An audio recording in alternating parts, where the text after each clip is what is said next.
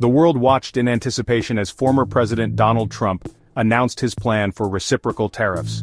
This aggressive trade strategy aimed to shake up the global trade system. Trump, known for his bold moves, promised to protect American businesses and workers. But at what cost? This new policy signaled a potential shift in international trade relations.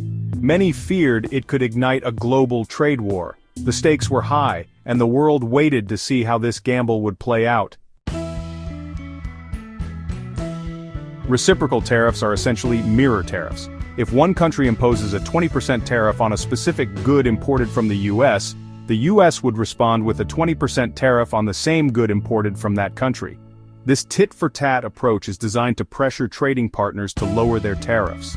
The goal is to create a more balanced and fair playing field for American businesses. Trump argued that many countries had taken advantage of the US in trade deals for years. He pointed to high tariffs imposed on American goods, while US markets remained relatively open. This disparity, he claimed, put American companies at a disadvantage. By imposing reciprocal tariffs, he aimed to force these countries to negotiate fairer trade deals and reduce their existing tariffs. While the idea of protecting American businesses resonated with some, economists warned of potential downsides. Tariffs, even when reciprocal, can lead to higher prices for consumers. When the cost of imported goods increases, businesses often pass those costs on to consumers. This can impact a wide range of products, from electronics to automobiles, making them less affordable for everyday Americans. Section 5. Winners and losers. Predicting the exact impact of reciprocal tariffs is complex.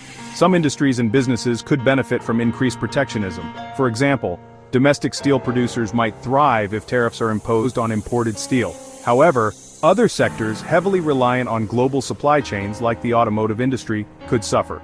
Higher costs for imported parts could lead to job losses and factory closures. Section 6. Echoes of the past. Trump's approach to trade, characterized by tariffs and protectionist measures, drew comparisons to earlier periods in American history.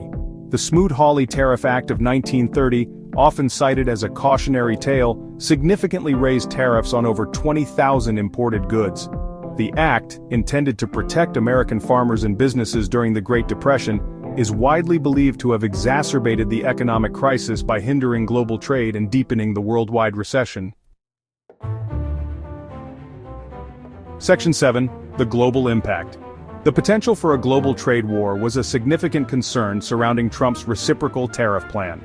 If other countries retaliated with their own tariffs on American goods, it could trigger a domino effect.